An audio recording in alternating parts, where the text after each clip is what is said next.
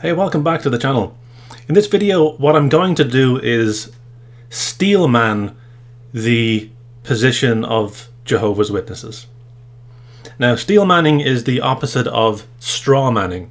If you strawman someone's argument, what you do is you take the weakest parts of the argument, or you take a caricature of the argument, or a simplified version of it that you can just easily destroy and dismiss, and then pretend to yourself that you have then demolished the argument in question. The very disingenuous way to approach a discussion or even an argument. So the opposite of that is steelmanning. What you attempt to do is you take the strongest parts of the argument, even things that you might disagree with, you attempt to formulate the other person's position or stance on a subject as strongly as you can without misrepresenting them. And if you've ever tried to do this, you'll realize just how hard it is. So why is steelmanning another person's point of view a good idea? Well, I'm going to give you 4 reasons. Number 1, it helps you to clarify what it is you are discussing and or disputing, and in doing so, helps you to clarify your position. 2, if you are especially open-minded, you may even learn something from it that you need to be adjusted by. 3, you show that you are an honest player in the game and not just a disgruntled person with a chip on their shoulder. 4, it demonstrates that you have taken their position seriously and charitably offered the best case argument that you feel can be offered. So when you steelman another person's argument, you are attempting to address the strongest points that you feel underpins the entire structure of a person's opinion or worldview. I'm going to attempt to do this with Jehovah's Witnesses. I will be as charitable as I can, and some of the things that I say I don't necessarily agree with myself. Some of the things I outright disagree with, and some things I'm ambivalent about, but this is my attempt to sum up the JW mindset or worldview as charitably as I can. There was a first cause behind the universe. Now, the witnesses often offer some version of the Calum cosmological argument, which is has as its major proponent today, I think, or at least a popularizer of it, is William Lane Craig. And I have quite a bit of sympathy for this position, because it states that whatever begins to exist has a cause, and the universe began to exist. Therefore, the universe has a cause. Now, this is not a simple matter, because for the longest time, everyone, including philosophers, religious people, and scientists, insisted that the universe was eternal. It had no beginning. And the consensus that it did have a beginning is very, very new. In fact, not until the 1960s was there a consensus in favor of a beginning of the universe. And so when we consider that the opening words of the Bible state, "In the beginning, God created," this is not a trivial thing. The fact that the very opening words of the Bible state something that was resisted by pretty much everyone until 60 years ago is not trivial, and it at least, at the very least, should make an open-minded person consider that there may be more to this book than we might suspect.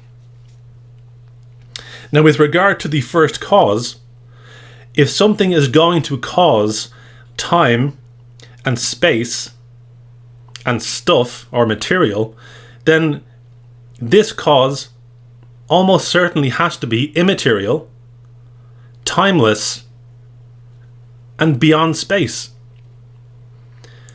And this is already, to some degree, pointing us to something like God.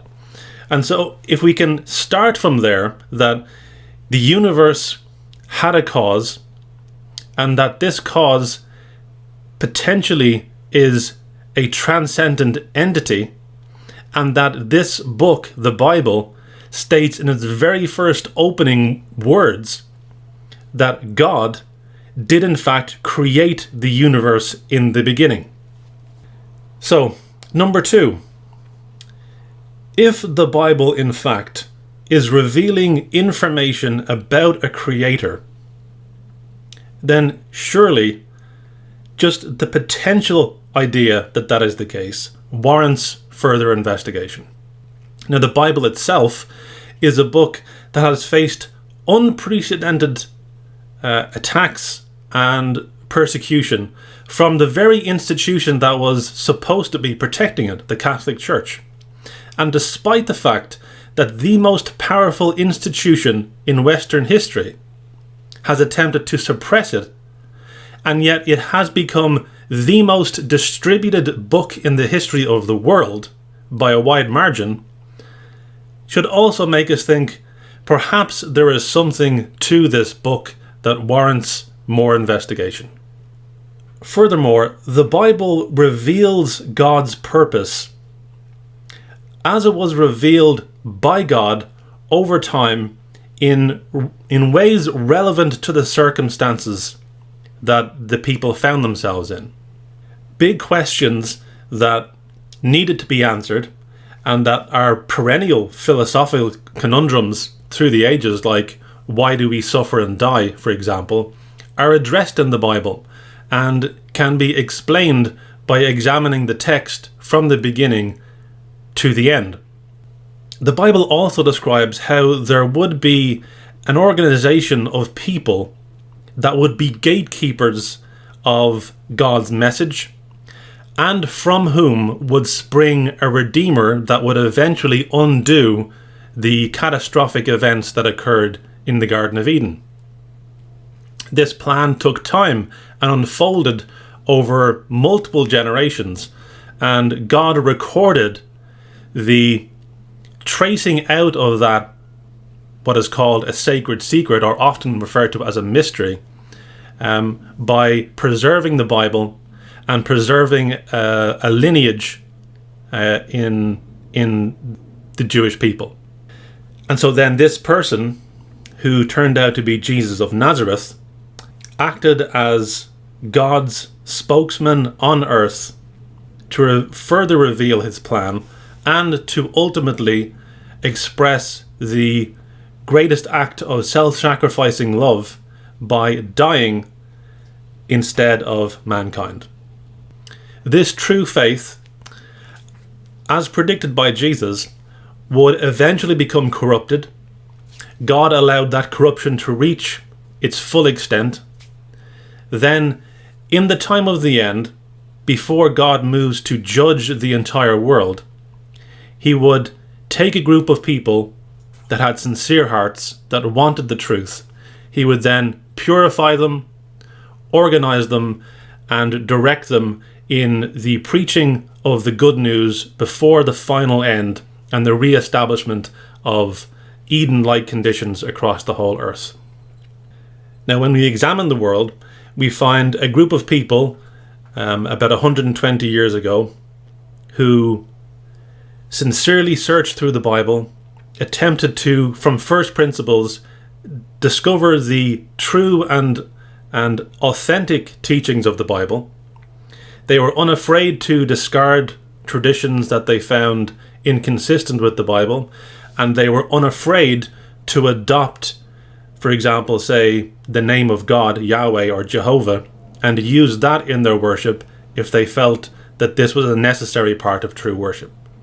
They took on the responsibility and the burden of preaching about God's kingdom before the end came.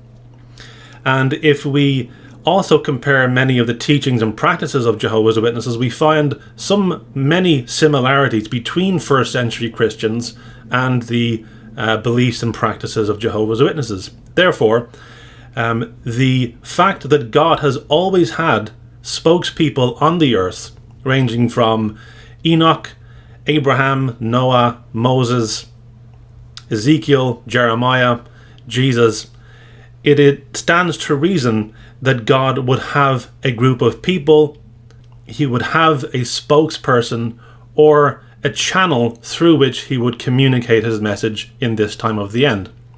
And so if Jehovah's Witnesses are the re-establishment of first century Christianity and contain the doctrines that are true to the actual Bible, then it stands to reason that the governing body of Jehovah's Witnesses are the channel through which God is guiding his people and the message of preaching today. So that, in a nutshell, I think sums up the argument that Jehovah's Witnesses bring to the table.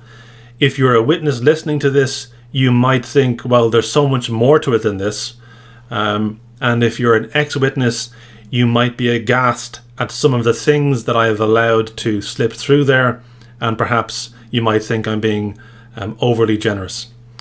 But I think the trick is to be able to explain the doctrine in a way that a proponent of that doctrine would at least admit was a fair rendering of their belief system. And so what I want to do in my next video is just to take apart bit by bit where I think that it doesn't hold water. It's quite a nice narrative, and I think that's what really appealed to me. But there are many things, of course, to take apart there and to disagree on, and that's what I'll be doing very shortly. So thanks for watching, and I'll see you next time.